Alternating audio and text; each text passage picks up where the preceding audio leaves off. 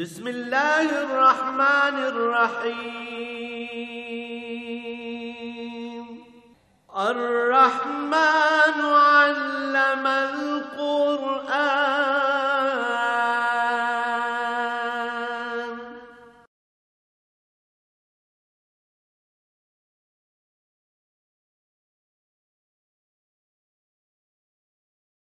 الحمد للہ رب العالمین والصلاة والسلام علی حبیبہ محمد وآلہ وصحبہ اجمعین. اعوذ باللہ من الشیطان الرجیم بسم اللہ الرحمن الرحیم. وما آجلک عن قومک یا موسیٰ قال هم اولائی علی آثری وعجلت الیک رب لترضى قال فإنا قد فتنا قومك من بعدك وأضلهم السامري فرجع موسى إلى قومه غضبان آسفا قال يا قوم ألم يعدكم ربكم وعدا حسنا أفطال عليكم العهد أم أردتم أن يحل عليكم غضب من ربكم فأخلفتم موعدي قالوا ما أخلفنا موعدك بملكنا ولكننا حملنا أوزارا من زينة القوم فقذفناها فكذلك ألقى السامري فأخرج لهم عجلا جسدا له خوار فقالوا هذا إلهكم وإله موسى فنسياه أفلا يرون ألا يرجع إليهم قولا ولا يملك لهم ضرا ولا نفعا اللهم سبحانك لا علم لنا إلا ما علمتنا إنك أنت العليم الحكيم. مولاي صل وسلم دائما أبدا على حبيبك خير الخلق كلهم. چنانچہ موسیٰ علیہ السلام کو حکم ہوا تھا وَوَعَدْنَاكُمْ جَانِبَ الطُّورِ الْأَيْمَنَ، ہم نے تم سب سے وعدہ کیا تھا کہ طور کی دائیں جانب کی وادی میں آ جاؤ. تو پوری قوم کو دعوت تھی.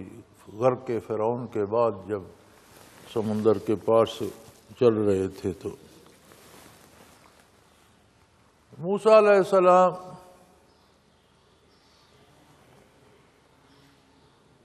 ذوق و محبت میں گرفتار جلدی چلے گئے.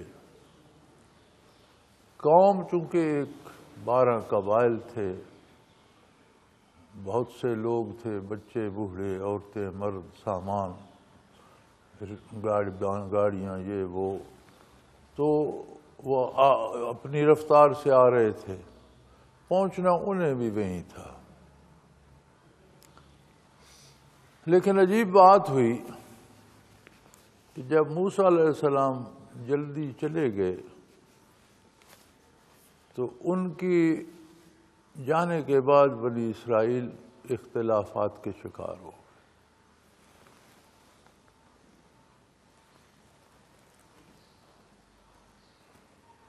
جب موسیٰ علیہ السلام وادی طور میں پہنچے تو ارشاد ہوا وَمَا آجَلَكَ عَنْ قَوْمِكَ يَا موسیٰ، موسیٰ آپ اپنی قوم کو چھوڑ کر جلدی آ گئے. ایسی کیا جلدی تھی؟ کس بات نے آپ کو اس جلدی پہ تیار کیا اور قوم کو پیچھے چھوڑے اور آپ آ گئے؟ اللہ اللہ اللہ، یہ فرق پڑتا ہے نیک لوگوں کے ساتھ رہنے میں اور ان سے الگ ہونے. اگر موسیٰ علیہ السلام ساتھ قوم کو لے کے جاتے تو شاید یہ اختلافات نہ پڑتے اور وہ غضب الہی سے بچ جاتے، گمراہ نہ ہوتے. ان کے چلے جانے کے بعد اگرچہ ہارون علیہ السلام قوم کے ساتھ تھے لیکن قیادت موسیٰ علیہ السلام کے ہاتھ میں تھی. انہیں تو بطور نائب کے چھوڑ گئے. تو یہ ایسے بد نصیب تھے کہ انہوں نے پرواہ نہ کی، اور فیصلہ کر لیا کہ وہ موسیٰ چلے گئے ہیں طور پر، جو کچھ ہونا ہے وہ سن کے آ جائیں گے، ہمیں کیا جا کے کرنا ہے۔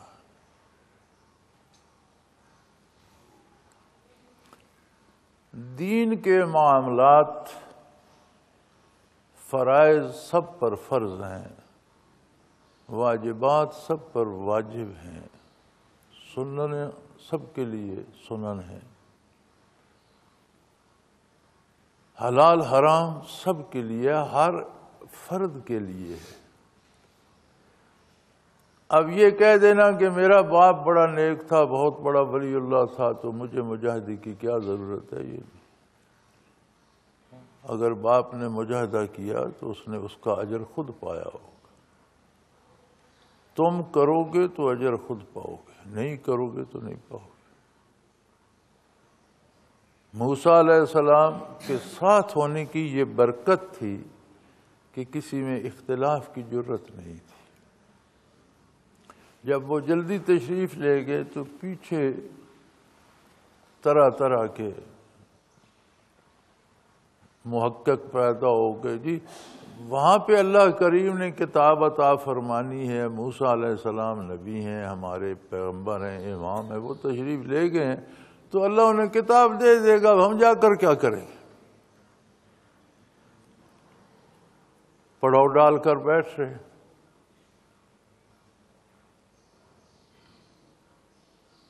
یہ جب نکلے تھے تو چونکہ فرعونیوں کے گھروں میں کام سارا یہی کرتے تھے اور کرتے بیگار پر تھے، جھوٹا بوٹا کھانا مل گیا اور مار پڑتی رہی، کام کرتے رہے، تو چلتے وقت جو مال متاع ان کا کوئی زیورات وغیرہ ہاتھ لگے وہ بھی لے آئے۔ اب ان کے پاس بہت سا وہ زیور اور سونا تھا۔ موسیٰ علیہ السلام کے بعد بات چلی کہ یہ اتنے زیورات اور یہ ہم کہاں لیے پھرتے ہیں اور اس سے ہم کیا کریں گے؟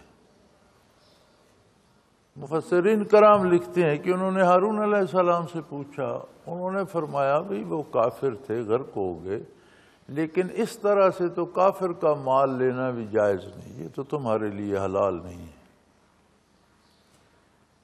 پھر کیا کریں؟ انہوں نے فرمایا اسے آگ میں ڈال دو، گلا کر ایک گولا یا ڈلا بنا لو، جب موسیٰ علیہ السلام واپس آئیں گے تو وہ اس کا فیصلہ کریں گے۔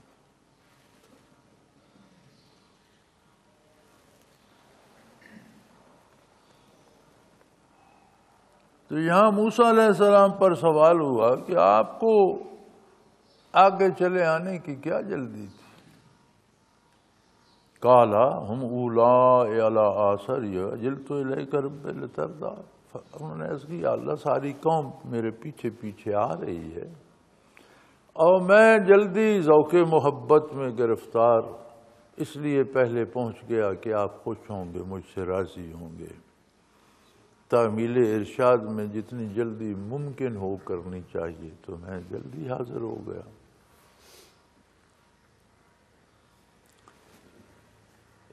ان آیات قرآنی سے مختلف مسائل اخذ ہوتے ہیں۔ اب موسیٰ علیہ السلام کے اس عمل سے یہ پتہ چلتا ہے کہ عبادات میں جلدی بہتر ہے، تاخیر نہیں کرنی چاہیے۔ یہ کام کر لیں پھر نماز پڑھنی، وقت ہو گیا پہلے نماز پڑھ لو۔ نیکی میں تاخیر نہیں کرنی چاہیے، بعض اوقات تاخیر سے خلل واقع ہو جاتا۔ تو عرض کی بارے الہم اولئک علی آثری، وہ تو میرے پیچھے پیچھے آ رہے ہیں، پہنچ جائیں گے۔ وَعَجِلْتُ إِلَيْكَ رَبِّ لِتَرْضَىٰ، تو میں تو آپ کی رضامندی اور آپ کی خوشنودی کے لیے جلدی چلا آیا۔ فرمایا جب آپ انہیں چھوڑ کر آئے تو ہم نے ان پر آزمائش ڈال دی، انہیں امتحان میں ڈال دیا کہ یہ کس حیثیت کے لوگ ہیں، کتنی اطاعت کرتے ہیں، کتنی نہیں، ان پر آزمائش آ گئی۔ اس سے یہ مسئلہ بھی اخذ ہوتا ہے کہ نیک لوگوں کے ساتھ رہنے سے بھی بندہ بہت سی آزمائشوں سے بچا رہتا ہے۔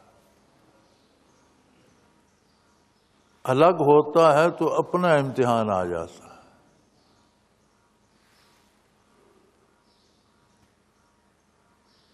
تو فرمایا قال قد فتنا قومک من بعدک، جب آپ چلے آئے تو ہم نے آپ کی قوم کو آزمائش میں ڈال دیا آپ کے بعد، کہ انہیں موسیٰ علیہ السلام ہنکا کر لیے پھرتے ہیں یا یہ خود بھی کچھ کرتے ہیں۔ چنانچہ ہوا یہ کہ وعد اللہم السامری، سامری نے انہیں گمراہ کر دیا۔ سامری بنی اسرائیل ہی میں سے تھا، لیکن وہ جادو کا بڑا دلدادہ تھا اور جادوگر تھا۔ مصر میں جادو زوروں پر تھا، تو مصر کے جادوگر تو موسیٰ علیہ السلام کے ہاتھ پر توبہ کر گئے، لیکن یہ جادوگر ہی رہا، اور جب ہجرت کی موسیٰ علیہ السلام قوم کو نکلے تو یہ بھی ساتھ چلا، چونکہ بنی اسرائیل میں سے تھا، لیکن وہ خو جادو والی اور وہ اس کے ساتھ رہی۔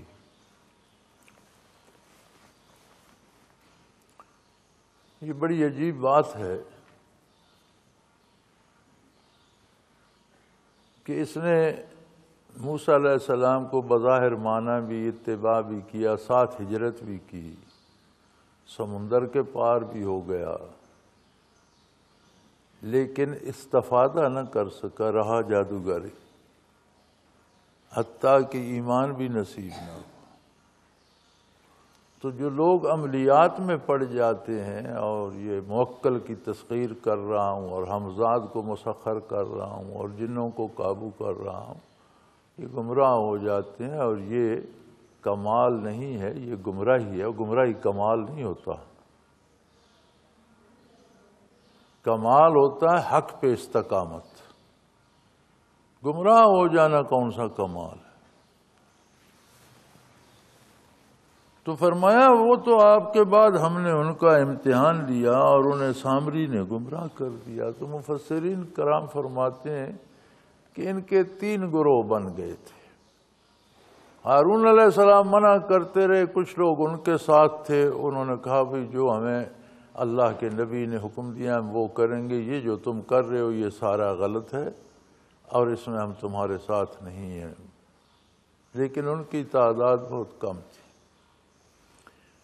کچھ دوسرے لوگ تھے، انہوں نے کہا یار جو قوم کر رہی ہے ہم بھی وہی کریں گے، لیکن موسیٰ علیہ السلام کے آنے تک اگر انہوں نے کہا یہ غلط ہے تو ہم چھوڑ دیں گے۔ ایک تیسرا گروہ تھا جو اپنی بات پہ جم گیا، انہوں نے کہا جو ہم کر رہے ہیں موسیٰ آئے تو انہیں بھی یہی کرنا پڑے گا چونکہ ہم حق پر ہیں۔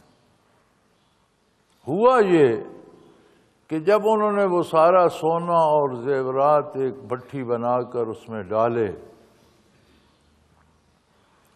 تو سامری جو جادوگر تھا، جب لشکر فرعون وہاں دریا میں داخل ہو رہا تھا اور یہ بھی داخل ہو رہا تھا، تو اس نے دیکھا کہ ایک سوار ہے گھوڑے کا اور جہاں گھوڑے کے پاؤں لگتے ہیں وہاں سبزہ اگ جاتا ہے۔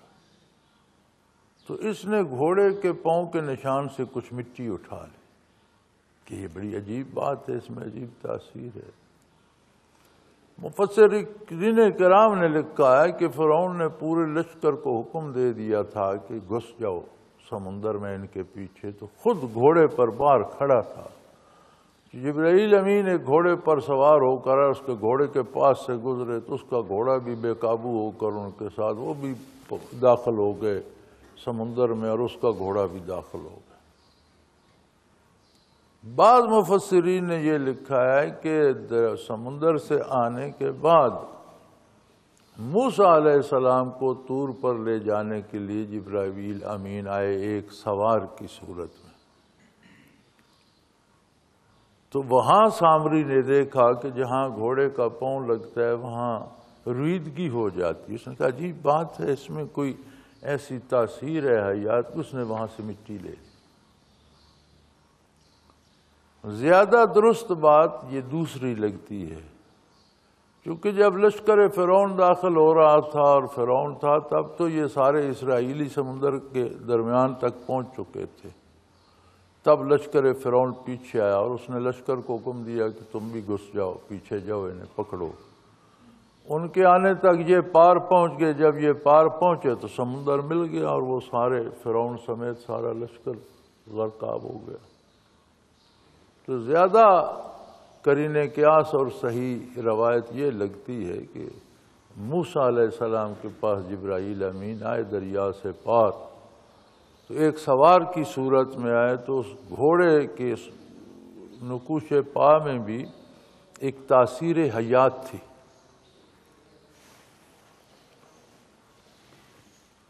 چنانچہ سامری نے اس گلتے ہوئے سونے میں اور زیورات میں وہ بھی ڈال دی۔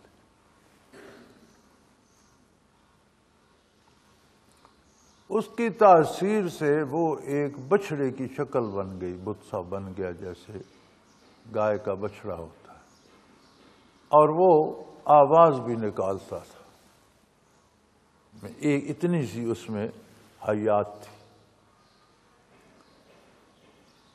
اکثر حضرات نے، مفسرین کرام نے یہ بھی لکھا ہے کہ اس نے بنایا ایسا تھا کہ اس میں کچھ سوراخ ایسے رکھے کہ جن سے ہوا گزرتی تھی تو آواز آتی تھی۔ بعض نے کہا نہیں، وہ خاک ڈالنے کی وجہ سے اس میں ایک طرح کی حیات پیدا ہو گئی، اتنی سی کہ وہ آواز نکال سکتا تھا۔ صحیح یہ لگتا ہے اس لیے کہ اگر اس نے سوراخ ہی بنا کر آواز نکال تو پھر وہ مٹی ڈالنا اور مٹی اٹھا کر لانا، اس سارے کا کیا حاصل؟ تو صحیح یہ لگتا ہے کہ اس مٹی کی وجہ سے اس میں اتنی سی حیات آ گئی تھی کہ اس سے آواز نکلتی تھی۔ جب موسیٰ علیہ جو 3 گروہ ہو گئے، 2 تو اسی بچھڑے کو پوجنے لگ گئے، ایک نے یہ شرط رکھی کہ موسیٰ علیہ السلام کے آنے تک تو اسی کی پوجا کریں گے، وہ آئے انہوں نے منع کیا تو چھوڑ دیں گے۔ ایک بہت بڑا گروہ اس بات پہ ڈٹ گیا کہ نہیں، یہی تو اللہ ہے، خدا یہی ہے، موسیٰ بھول گئے ہیں اور پتہ نہیں کہاں چلے گئے ہیں، خدا تو یہاں ہمارے پاس آ گیا، اس کی پوجا میں لگ گئے۔ تیسرا گروہ ہارون علیہ السلام کے ساتھ تھا جو الگ رہا۔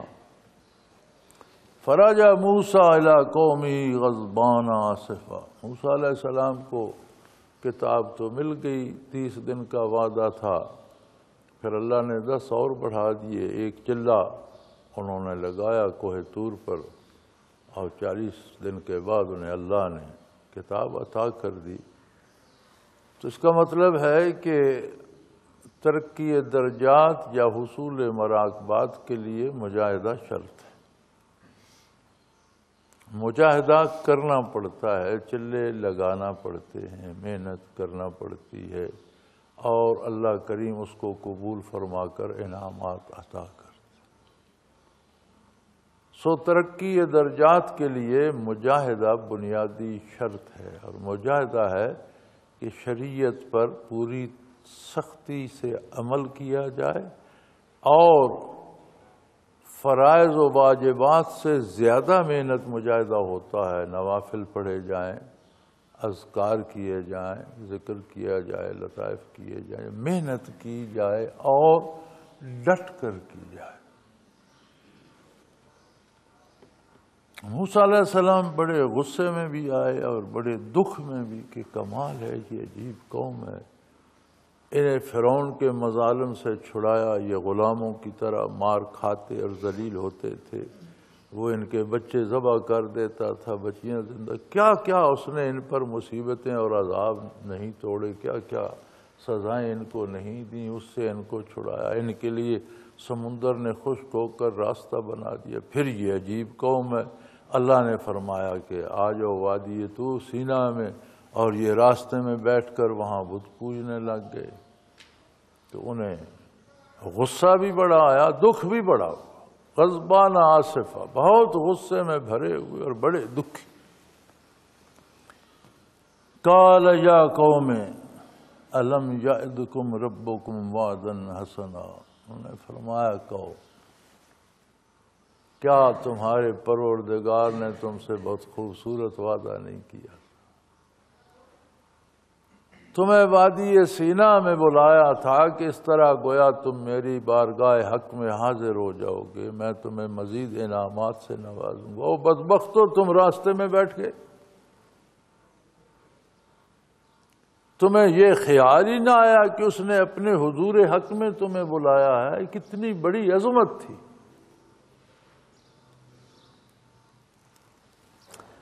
یہاں سے پتہ چلتا ہے کہ اللہ کریم نے جو نمازیں فرض کی ہیں وہ ہر امتی جو حضور اکرم صلی اللہ علیہ وسلم کا ہے، ہر عاقل والے کو اپنی بارگاہ میں بلایا ہے، جس طرح بنی اسرائیل کو وادی سینا میں بلایا کہ دن شروع کرنے سے پہلے آؤ میری بارگاہ میں، میری حمد و ثنا بھی کرو، اپنی عاجزی کا اعتراف بھی کرو اور اپنے لیے مدد بھی مانگو، اپنا دکھ سکھ مجھ سے بیان کرو اور میرے انوارات اور برکات لے کر اپنے دن کی ابتدا کرو، تاکہ تمہیں جائز ناجائز حلال حرام کا احساس رہے۔ اس ملاقات سے تمہارے دل میں ایک نور آ جائے گا جو تمہاری رہنمائی فرمائے گا، جو تمہیں برائی سے روکے گا، اچھائی کی طرف لے کے جائے گا۔ دوپہر کو جب کام چھوڑتے ہو، وقفہ کرتے ہو، کھانے کا وقفہ ہے، ہر کام میں، ہر شعبے میں زندگی کے وقفہ ہو جاتا ہے، تو فرمایا پھر میرے پاس آ جاؤ، کھانا بھی کھاؤ، آرام بھی کر لو، میری بارگاہ میں بھی، وادی سینا میں آ جاؤ۔ تم جہاں ہوگے زمین کا وہی ٹکڑا تمہارے لیے وادی سینا۔ مسجد میں پہنچ سکتے ہو ٹھیک ہے، نہیں پہنچ سکتے تو ساری زمین مسجد ہے، جہاں ہو وہیں سربت سجود ہو جاؤ، مجھ سے ملو، مجھے اپنی ضرورتیں بتاؤ، مجھ سے مانگو، میری حمد و ثنا کرو، پھر چلے جاؤ کام کرو۔ جب کام سے چھٹی ہوگی پھر آ جانا، پھر باتیں کریں گے، نور اور تجلیات تمہارے دل میں آئیں گی، دنیا اور دنیا کے دھوکوں کا مقابلہ کرنے کی قوت ملے گی۔ ملاقات کر کے چلے جاؤ، جب سورج ڈوب جائے پھر آ جاؤ، پھر باتیں کریں گے۔ حاضری لگوا کر چلے جاؤ اور سونے سے پہلے پھر آ جاؤ، مجھ سے مل کر باتیں کر کے، دکھ سکھ عرض کر کے، اپنی عشاء ادا کر کے سو جاؤ۔ اٹھو گے صبح تو پھر آ جاؤ۔ بات وہی ہے، انہوں نے فرمایا یا قوم الم یعدکم ربکم وعدا حق، تم اے میری قوم، تمہارے پروردگار کا کتنا خوبصورت وعدہ تھا کہ آ جاؤ میری بارگاہ، تم وادی سینا میں پہنچو، میں تمہیں اپنی رحمتوں سے اور انوارات کی بارش سے نوازوں گا۔ افتال علیکم العہد، کیا اس بات کو بہت زمانے گزر گئے کہ تم بھول گئے؟ کل کی تو بات ہے، اللہ تمہیں دعوت دے، رب العالمین تمہیں بلا رہے ہیں اور تم اتنی جلدی بھول گئے؟ کیا اتنے زمانے بیت گئے تھے؟ ام اردتم ان یحل علیکم غضب من ربکم، یا تم نے یہ نیت کر لی تھی کہ تم اپنے پروردگار کے غضب کو دعوت دے رہے ہو تاکہ اللہ کا عذاب تم پر نازل ہو؟ فَأَخْلَفْتُمْ مَوْعِدِي، اور تم نے جو مجھ سے وعدہ کیا تھا اس کے خلاف کیا۔ تم نے تو کہا تھا کہ جی ہم آ رہے ہیں آپ کے پیچھے پیچھے، اور تم نے وعدہ خلافی کی۔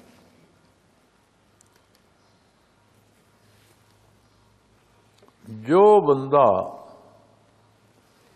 لا الہ الا اللہ محمد الرسول اللہ صلی اللہ علیہ وسلم پڑھتا ہے، یہ وعدہ ہے اللہ سے کہ تیرے بغیر کسی کو معبود نہیں مانوں گا، تیرے بغیر کسی کے سامنے دستے سوال دراز نہیں کروں گا، اور وہ کروں گا جو تیرا حبیب محمد صلی اللہ علیہ وسلم مجھے بتاتا ہے، جو آپ نے فرمایا ہے اسی پر عمل کروں گا۔ اور پھر فرائض بھی چھوڑ دینا، رشوتیں لینا، لوگوں کو لوٹنا، بے گناہ لوگوں کو قتل کرنا، کیا یہ ساری وعدہ خلافیاں نہیں؟ اور وعدہ خلافی غضب الہی کو دعوت دینے والی بات ہے۔ جتنی جتنی کوئی کر رہا ہے اتنا اتنا وہ غضب الہی کو دعوت دے رہا ہے۔ تو موسیٰ علیہ السلام نے فرمایا کہ تم نے یہ ارادہ کر لیا تھا کہ تم پر اللہ کا غضب نازل ہو، اور تم نے جو مجھ سے وعدہ کیا تھا کہ ہم آپ کے پیچھے آ رہے ہیں تم اس سے مکر گئے، اس کے خلاف کیا، پڑاؤ ڈال کر بیٹھ کے جی ہمیں جانے کی کیا ضرورت۔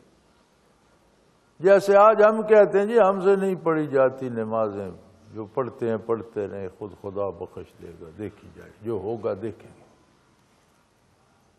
ہم سے نہیں دی جاتی زکوٰۃ، ہم تو سود لیں گے، ہمارا پیسہ بینک والے استعمال کرتے ہیں اور اس پر سے ہمیں کیوں نہ دیں، چلو سود نہ صحیح اس کو ہم منافع کہہ دیں گے، منافع لیتے رہیں۔ کسی چیز کا نام بدلنے سے اس کی حقیقت نہیں بدلتی۔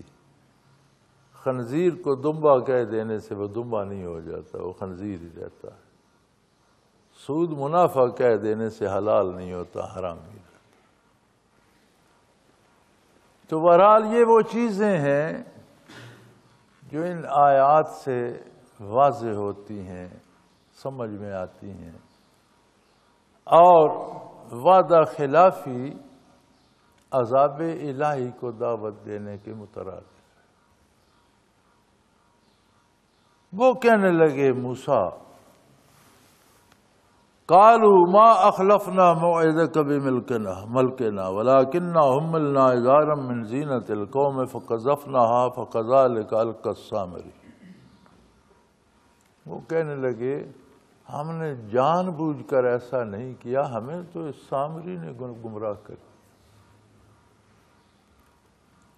اب سامری جادوگر تھا اور وہ اپنے کمالات دکھا کر اپنے آپ کو بڑا بنانا چاہتا تھا، آپ یہ سمجھ لیں کہ اپنی پیری چمکانا چاہتا تھا، یا شہرت چاہتا تھا، یا لوگوں کو اپنے پیچھے لگانا چاہتا تھا۔ تو انہوں نے کہا ہمارا تو اس سامری نے ہمیں تو تباہ کر دیا، ہم جو زیورات اور سونا لیے پھرتے تھے، ہم نے جب وہ آگ میں ڈالا تو سامری نے کے پاس کوئی خاک تھی، اس نے بھی وہ ڈال دی، اور جب وہ اس میں ڈالی تو فَأَخْرَجَ لَهُمْ عِجْلًا جَسَدًا لَهُ خُوَارٌ، تو ایک بچھڑے کی شکل کا اس پگھلے ہوئے سونے کا ایک جانور سا بن گیا، لہو خوار، وہ آواز نکالتا تھا بس، اور تو اس میں کوئی زندگی کی شے تھی نہیں، نہ دیکھتا تھا، نہ سنتا تھا، نہ چلتا پھرتا تھا، لیکن ایک آواز سی اس میں سے نکلتی تھی۔ فَقَالُوا هَذَا إِلَٰهُكُمْ وَإِلَٰهُ مُوسَىٰ، اور انہوں نے جب وہ دیکھا تو ایک دوسرے سے کہنے لگے یہ تمہارا معبود ہے بھئی، اس بچھڑے میں آ گیا ہے، اس سے آواز آ رہی ہے، تو تمہارا معبود اور تمہارا اللہ اور تمہارا رب تو اس بچھڑے میں آ گیا ہے۔ فَقَالُوا هَذَا إِلَٰهُكُمْ وَإِلَٰهُ مُوسَىٰ، موسیٰ کا بھی تو یہی الہ معبود ہے جو ہمارا ہے، اور یہ تو اس بچھڑے میں آ گیا۔ فَنَسِيَ، موسیٰ بھول گئے، موسیٰ پہاڑوں میں پھرتے ہیں اور اللہ اور رب تو اس میں بچھڑے میں آ گیا، تو موسیٰ کو غلطی لگی ہے۔ کیا عجیب بات ہے، جتنے گمراہ لوگ ہیں نا، ان سے پوچھیں تو یہ کہتے ہیں، یہ جو علماء حق کہتے ہیں نا، انہیں تو غلطی لگی، انہیں سمجھ نہیں ہے، انہیں دنیا کی سمجھ ہی نہیں ہے، انہیں غلطی لگی۔ وہی بنی اسرائیل والی بات، یہ موسیٰ کو دھوکہ لگا ہے ہم سے ہی۔ آج کے بھی ہمارے جو برائے نام دانشور ہیں دنیاوی اعتبار سے، اکثر ایسے ہیں جنہیں صحیح کلمہ بھی نہیں آتا، کوئی ایک آیت بھی نہیں آتی، دنیاوی اعتبار سے ان کے پاس ڈگریاں ہیں، وہ بھی شاید اکثر کے پاس تو وہ بھی جعلی ہیں۔ تو وہ دانشور مشہور ہیں، وہ جب بات ہوتی ہے تو کہتے ہیں یہ مولوی کو دھوکہ لگا ہے، مولوی خواہ مخواہ لوگوں کو گمراہ کر رہا ہے، ہم جو کہہ رہے ہیں یہ ٹھیک ہے۔ یہی بنی اسرائیل والی بات، قرآن کریم کو یہ قصے بیان کرنے کی ضرورت نہیں، سبق کے لیے بیان کرتا ہے کہ یہ دیکھو انہوں نے کیا کہا، کیا کیا، اس کا نتیجہ کیا ہوا، کہیں تم بھی ایسا نہ کرنا، نتائج ایسے ہی ہوں گے۔ تو وہ کہنے لگے بھائی اللہ تو اس بچھڑے میں آ گیا، اندر سے آوازیں دے رہا ہے، اور ہمارا پروردگار معبود بھی یہی ہے۔ موسیٰ کا بھی یہ، موسیٰ بھول گئے، ان سے غلطی ہوگی، انہیں سمجھ نہیں آئی، وہ تو پہاڑوں میں بھٹکتے پھرتے ہیں۔ اللہ کریم فرماتے ہیں کہ کیسے جاہل لوگ تھے، کیسے بددماغ لوگ تھے۔ افلا یرون اللہ یرجع الیہم قولا، انہوں نے یہ بھی نہیں دیکھا کہ اس میں سے کسی طرح کی کوئی آواز تو آتی ہے، لیکن کیا یہ تمہاری بات کو سنتا سمجھتا ہے اور تمہیں اس کا جواب دیتا ہے؟ یہ آواز آتی رہے، جب تمہاری بات نہ سن سکتا ہے، نہ سمجھ سکتا ہے، نہ تمہیں آگے سے بتا سکتا ہے، تو تمہیں اس سے کیا حاصل، کیا ہوگا؟ ولا یملک لہم ضرا ولا نفعا، تمہارا کوئی نفع نقصان بھی اسے ابھی توڑ دو، جلا دو، خاک کر دو، جل جائے گی، اپنے آپ کو نہیں بچا سکتا، تمہارا کیا نفع نقصان کرے گا؟ تم اس کی پوجا کس لیے کر رہے ہو؟ کم از کم انہیں یہ تو سوچنا چاہیے تھا کہ کس درجے میں اس کو ہم کیوں مانیں، اس ہستی کو مانیں جس نے عدم سے وجود بخشا اور ہر لمحے ہماری ہر ضرورت پوری کر رہا ہے۔ یہ تو اپنے آپ کو بھی، مخلوق تو اپنے آپ کو بھی بچانے سے عاجز ہے، مخلوق کو معبود کیوں مانا جائے؟ مخلوق تو اپنے وجود میں خود محتاج ہے، اپنے آپ کو باقی رکھنے کے لیے محتاج ہے، تو کس خوشی میں اسے معبود مانا جائے؟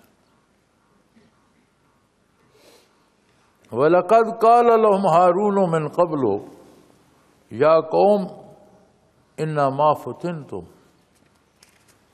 اس سے پہلے فتنتم بہ، ہارون علیہ السلام نے بھی موسیٰ علیہ السلام کی واپسی سے پہلے انہیں کہا تھا کہ اے قوم، یہ تم پر آزمائش آ گئی ہے، تم نے یہ جلانے کے لیے، گلانے کے لیے زیورات ڈالے تھے، سامری کو سوجی کہ میں کوئی کمال دکھاؤں اور لوگ موسیٰ علیہ السلام کی بجائے میرے پیچھے لگ جائیں، میں با کمال مانا جاؤں، میری شہرت ہو جائے، میں بڑا پیر بن جاؤں، تو یہ تم پر آزمائش آ گئی ہے، یہ بچھڑا بن گیا اور اس میں سے کوئی آواز آتی ہے۔ وَإِنَّ رَبَّكُمُ الرَّحْمَنُ، تمہارا پروردگار وہی ہے جو بہت بڑا مہربان، جو گناہوں اور غلطیوں کے باوجود تمہیں رزق دے رہا ہے، زندگی دے رکھی ہے، حیثیات دے رکھی ہیں، پورا انسانی قالب بھی، روح بھی، اور پورے انسانی کمالات دے رکھے ہیں، وہی تمہارا پروردگار ہے، وہی تمہارا رب ہے۔ وَأَطِیعُوا أَمْرِی، میری بات مانو، میری بات سنو، میری پیروی کرو، جو میں کہتا ہوں وہ مانو۔ گویا جب یہ گمراہ ہوئے تو ہارون علیہ السلام نے تبلیغ کا حق ادا کر دیا۔ تو یہ ملتا ہے کہ جب قوم یا جب لوگ یا قبیلہ یا دوست غلطی کی طرف جائیں تو جو حق پر ہے اس کے ذمے ہے کہ انہیں حق اچھے خوبصورت طریقے سے، لڑائی بڑائی سے نہیں، اچھے طریقے سے انہیں حق پہنچائے کہ یہ غلط ہے اور یہ صحیح ہے۔ آگے عمل کرنا نہ کرنا ان کی ذمہ داری۔ تو ہارون علیہ السلام نے موسیٰ علیہ السلام کی واپسی سے پہلے، چونکہ 40 دن بیت گئے تھے تو اس میں یہ سارا سلسلہ ہوا، تو انہوں نے فرمایا تم پر آزمائش آ گئی ہے اور تم اس میں ناکام ہو رہے ہو، یہ بچھڑا تمہارا رب، اس کے بنانے والے تو تم ہو، یہ تو مختلف زیورات تھے، تم نے گلائے اور سامری نے خاک ڈالی، بچھڑا بن گیا، یہ اس کے بنانے میں جو تم نے بنایا یار، وہ تمہاری ضرورتیں کیسی پوری کرے گا؟ خود بت تراشتے ہو اور کہتے ہو یہ میرا پروردگار ہو گیا۔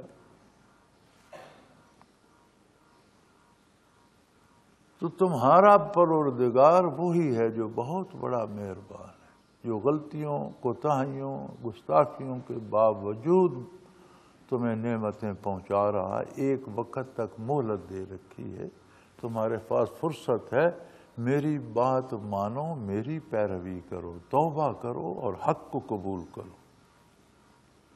وہ کہنے لگے قالوا لن نبرح علیہ عاکفین حتی یرجع الینا موسیٰ۔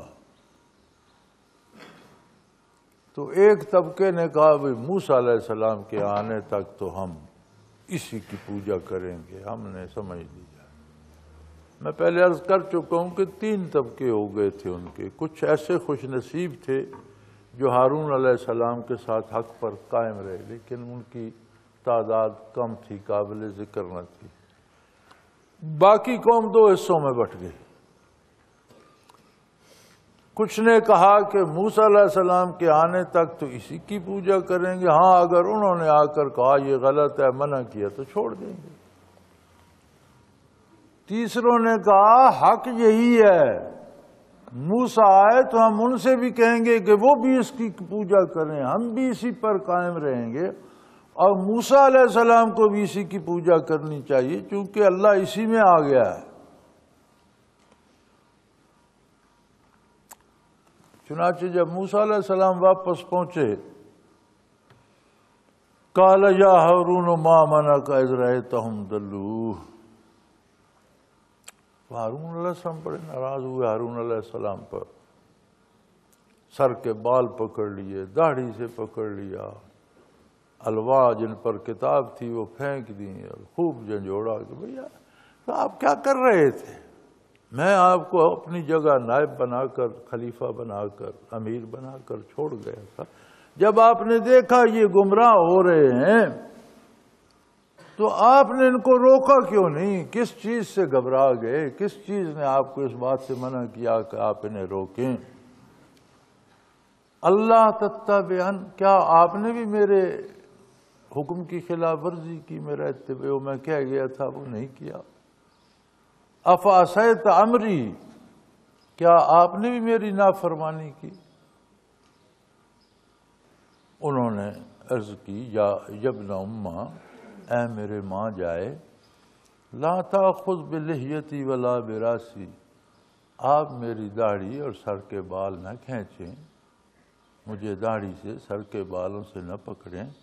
بات یہ تھی انی خشیت ان تقول فرقت بین بنی اسرائیل ولم ترقب قولی، بات یہ تھی کہ میں نے اس لیے انہیں برداشت کر لیا کہ اگر میں زبردستی روکنے کی کوشش، تبلیغ تو میں نے کی، روکا، کہا، یہ گروہوں میں بٹ گئے۔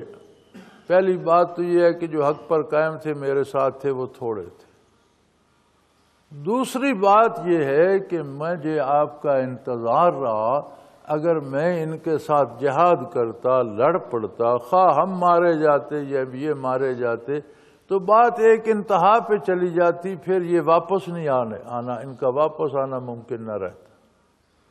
مجھے انتظار یہ تھا کہ آپ آ جائیں تو اللہ کرے شاید یہ واپس آ جائیں، اور آپ یہ نہ کہیں کہ بھئی آپ نے میرا انتظار نہیں کیا، میرے آنے سے پہلے آپ نے قوم میں تفریق ڈال دی۔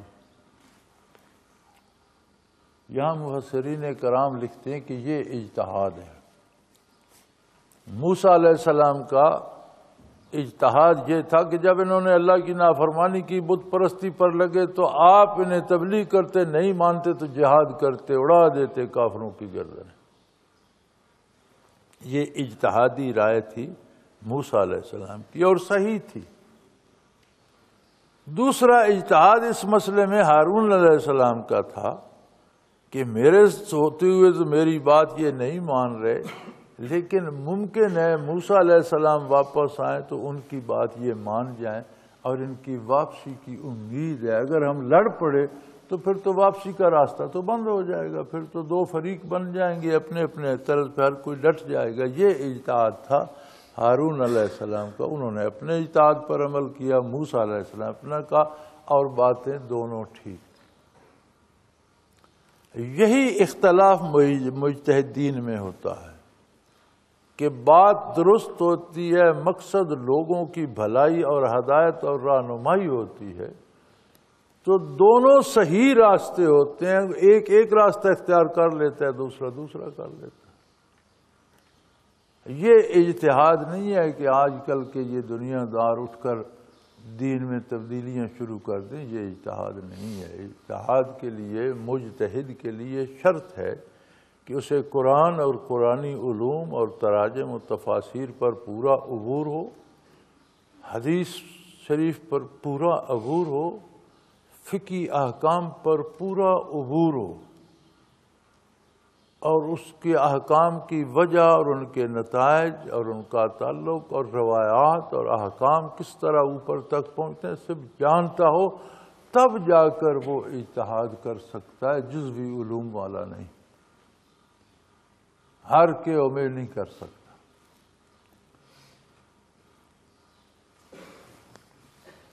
تو یہی بات انہوں نے فرمایا. آپ بھی بجا فرماتے ہیں، لیکن مجھے خدشہ اس بات کا تھا، انی خشیت ان تقول فرقت بین بنی اسرائیل ولم ترقب قولی. مجھے ڈر یہ تھا کہ اگر جہاد کیا میں نے اور لڑ پڑے تو آپ فرمائیں گے تم نے تو بنی اسرائیل میں تفرقہ ڈال دیا اور 2 گروپ بنا دیے جن میں لڑائی ہو گئی.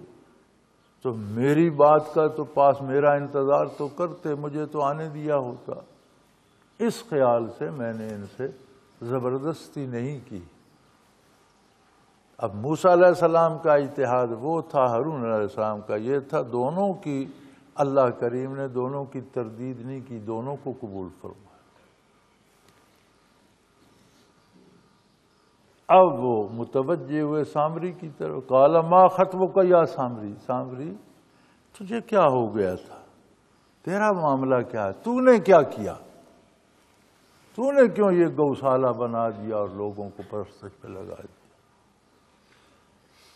قال بصرت بما لم یبصروا بہ، میں نے کچھ ایسی چیزیں دیکھی جنہیں لوگ نہیں دیکھ سکے. یعنی جب وہ سوار آپ کے پاس آیا تو گھوڑے کے جہاں پاؤں لگتے تھے وہاں زندگی کے آثار رویدگی پیدا ہو جاتی تھی ریت سے. تو یہ کسی نے محسوس نہیں کیا، میں نے نوٹ کر لیا. قالا بصرت بما لم یبصروا بہ، لوگوں نے جو نہیں دیکھا میں نے وہ دیکھا تھا. فقبضت قبضۃ من آثار الرسول، تو اس آنے والے کی سواری کے نقشے پا سے میں نے مٹی کی مٹھی اٹھا لی. فنبذتها، تو جب انہوں نے یہ سونا چاندی گلانے کے لیے آگ میں ڈالا تو میں نے وہ مٹی اس میں ڈالی. کیوں ڈالی؟ کذالک سولت لی نفسی، میرے نفس نے مجھے یہ ترغیب دی تھی کہ ایسا کرو تو لوگ موسیٰ علیہ السلام کی بجائے تمہارے پیچھے لگ جائیں گے، تم بڑے بن جاؤ گے، تم پیر بن جاؤ گے، لوگ تمہارے گھٹنوں کو ہاتھ لگائیں گے، ہاتھ پاؤں چومیں گے اور تمہاری بڑی شہرت ہوگی. تو مجھے میرے نفس نے بہکایا، میں نے وہ مٹی ڈال دی. کذالک سولت لی نفسی، یہی بات میرے نفس نے مجھے سمجھائی. اب وہ شہرت کا بھوکا تھا، دنیاوی اقتدار کا بھوکا تھا، لوگوں کو اپنے سامنے سر بسجود کرانا چاہتا تھا، اپنی شہرت کا بھوکا تھا. موسیٰ علیہ السلام نے فرمایا اللہ تمہیں سزا بھی ایسی دے گا. قالا فاذهب فإن لك في الحیات ان تقول لا مساس. موسیٰ علیہ السلام نے فرمایا تم نے جو ظلم کیا اس کی سزا دنیا میں یہ ہے کہ تم بندوں سے چھپتے پھرو اور تمہیں کوئی بندہ نظر آئے تو تم چیخ اٹھو کہ میرے قریب نہ آنا، مجھے مت چھونا. اس میں یہ تاثیر پیدا ہو گئی کہ اگر اسے کوئی چھوتا تو اسے بھی بخار ہو جاتا تھا، چھونے والے کو بھی، اور بہت تیز بخار بے ہوش کر دیتا. اب اس نے کوشش تو کی تھی کہ لوگ میرے گرد جمع ہو جائیں. اللہ نے یہ سزا دی موسیٰ علیہ السلام کی بدعا کا اثر یہ کہ اب وہ چیختا پھر بندہ دیکھتا تو بھاگ کر کہتا مجھے ہاتھ نہ لگا، میرے قریب نہ آنا، مجھے ہاتھ نہ لگا. اگر کوئی اسے پکڑتا یا ہاتھ لگاتا، ہاتھ لگانے والے کو بڑا تیز بخار ہو جاتا، خود اس کو بھی ہو جاتا، پھر کئی دنوں تک وہ چلتا رہتا. تو اب اسے یہ سزا مل گئی کہ وہ بندوں سے بھاگتا اور چھپتا رہتا. کوئی بندہ نظر نہ آئے, کوئی بندہ بات نہ کرے, کوئی مجھے ہاتھ نہ لگا لے. فرمایا جا تیرے لیے سزا یہ ہے کہ ساری زندگی تو چلاتا پھرے گا لا مساس, مجھے مت چھونا, میرے قریب مت آنا. اور یہ تو ہے دنیا کی سزا. وَإِنَّ لَكَ مَوْعِدًا لَن تُخْلَفَهُ, تیرے لیے ایک وعدہ ہے جو تجھ سے ٹل نہ سکے گا. یعنی موت آئے گی, پھر اس کے بعد جو سزائیں کفر کی اور جادو کی ہیں وہ تیرا انتظار کر رہی ہیں. یہ نہیں کہ اسی پر سارا وہ ختم ہو جائے گا, حساب پورا ہو جائے گا, نہیں.